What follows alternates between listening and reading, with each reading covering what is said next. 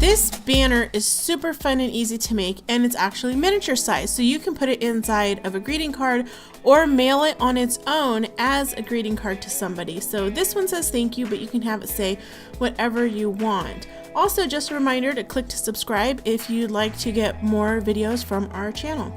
So I have my Sizzix eclips 2, and I've opened up the eCal software, and I'm choosing a hexagon shape for my banner. You don't have to use a hexagon if you don't want to. You can use a heart or any other shape. And then there's also some really cool shapes in the Sizzix store that you can get to online from the software.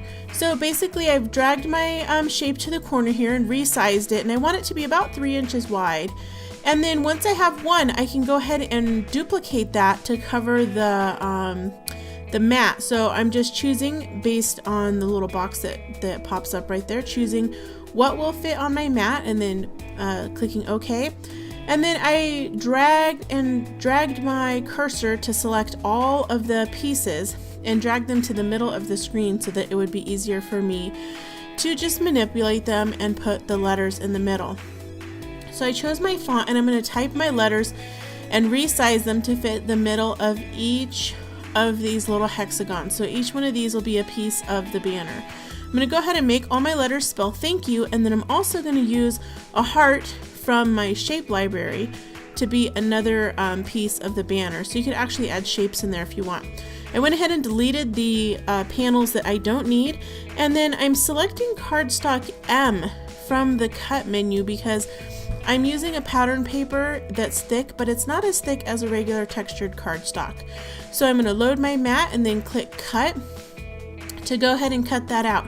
Now, because I'm sandwiching a string between the two pieces of the banner, what I need to do is cut the other side opposite. So I just chose the button to flip vertically and then cut out my second sheet.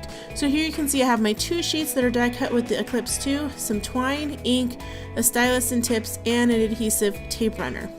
So you're going to want to peel your die cuts off of the sheet, and then off of the carrier sheet, and then add the little white protective layer back on. And then you'll pop each of your die cuts out of the paper. Now, if it doesn't cut all the way, because sometimes it can happen, like maybe you had the wrong setting, you could use a pair of scissors to snip away any paper. You want to be very careful about tearing things. Now, if you wanted to do this with textured paper, what you would do is cut it going with the textured side up first, and then don't duplicate it, or don't flip it. You'll cut it again with the textured side down on the mat, and that's how it'll match up.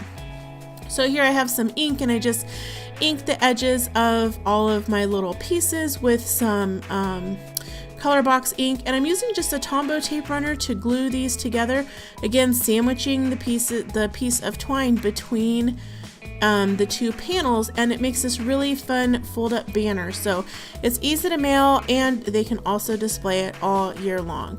I hope you enjoyed this fun and easy craft project. Please hit the subscribe button at the end, and I hope to see you here again soon. Bye!